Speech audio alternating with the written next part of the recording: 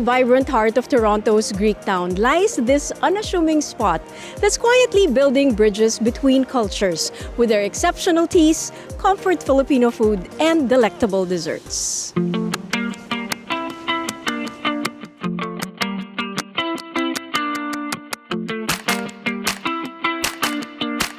Unang setup namin dito, ang balak talaga lang namin dito ay bubble tea. We are serving so many different kind of tea.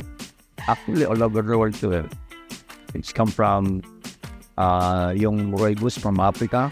Pero yung mga green tea namin, lalo na yung mga matcha and sencha, it's come from sa Japan yun. Yung mga ulong galing ng Taiwan. Pero yung mga best green tea namin, yung mga jasmine, it comes from China.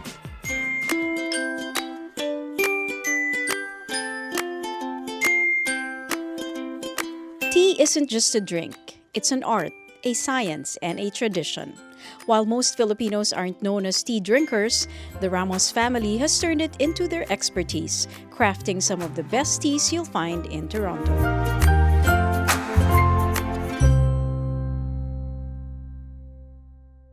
Pinag-aaral ko si Llewellyn ng tea sommelier. Lahat ng mga anak ko nung simula talaga, they helping us together.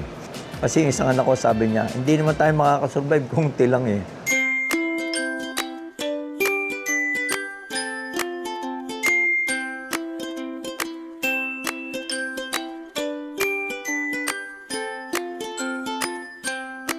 It's so many health benefits, and depending on the type of the tea that you're having, it could be like, it could help with your immune system, could even help with like losing a little bit of weight, especially when you're tired, right? You want some clarity or some focus. So we have that type of tea here where you get a cup and then it helps you like just focus, have that clarity in your head. So especially when you're working, right? So it helps with like digesting down your food, and that's why you see a lot of Asian, they eat a lot of like greasy food, but you see them so skinny, right? Because it helps them like digest the food, flush out all that fat from your food. Yung scientist, pag meron silang convention dito, talagang hindi niya minimiss ang pumunta rito dahil dito lang daw siya nakatikim ng tea na one of the best in the world.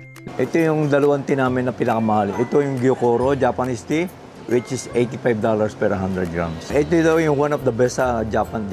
At saka yung Silver Needle, $65 per 100 grams. At an age when most people slow down, the Ramos couple continues to move forward, pouring their passion into every cup and every meal, proving that dedication has no expiration.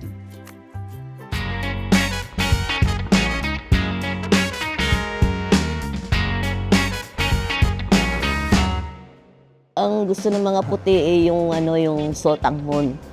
Home cook lang. Gustong-gusto nila. Pero ang nagiging ngayon, yung adobo.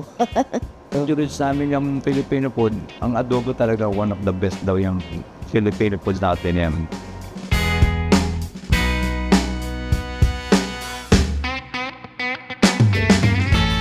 They have an extensive menu of Filipino dishes at pag in-order, saka pa lang nila niluluto. Kaya sigurado ka na fresh yung order mo pagdating. It's really good. It tastes really delicious. The serving is a lot. It's like 2 meals for me. I didn't know that there's a Filipino restaurant around Danforth.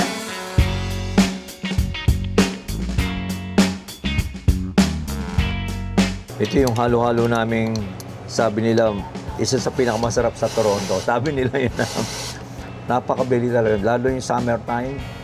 Ito ang wintertime, binibili rin nila to. Ang nakakatuwa rito sa halo-halo namin, yung mga taga-Hamilton nagpunta para lang sa halo-halo. Tsaka itong mga ingredients namin, niluluto namin ito. Pwera lang itong nata, kasi sa Pilipinas talaga ito galing. Tsaka yung mga makapuno. Pero ito lahat, kami gumagawa niyan.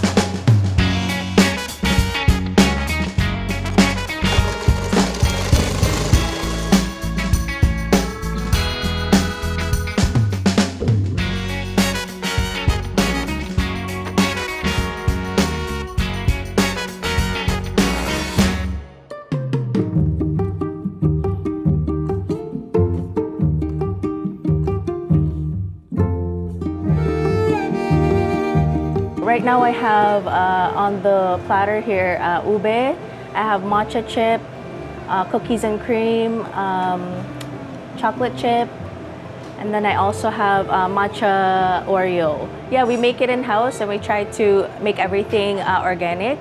Chocolate niya actually we make from dark chocolate, so it's more healthier with the chocolate chips. So it just depends. We cannot even customize it kung may order siya ng bultuhan.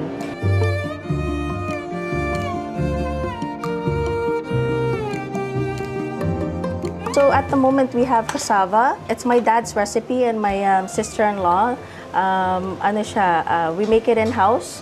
Around 2016, they started making this. Gawa na sa Pilipinas, ang dami na nagbebenta ng yamakiki.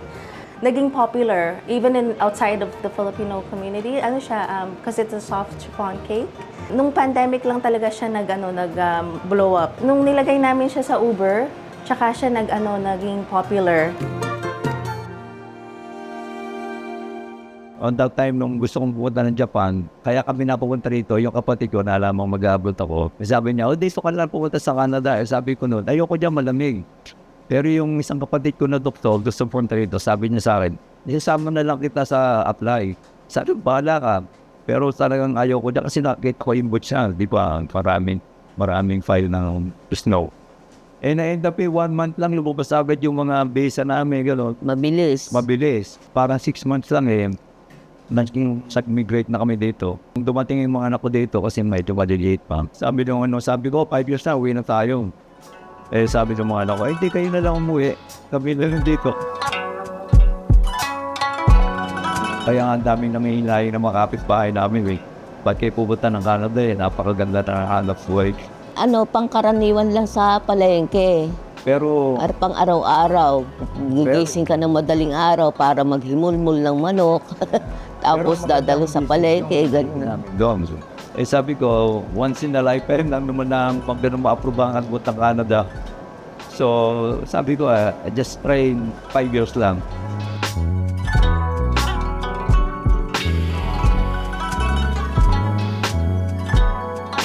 My mom has always been an entrepreneur even back home. So they have their own business, right? They build their own business. So coming here as an immigrant, right? They wanted also to continue that. We've been in this place for 15 years now. We're still here, right? So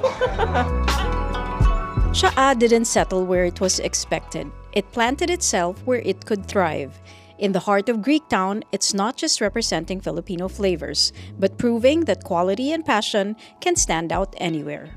Auntie, hindi masyadong popular noon. Yung nag-uumpisa ka, titignan ka lang ng dinadaan-daanan lang.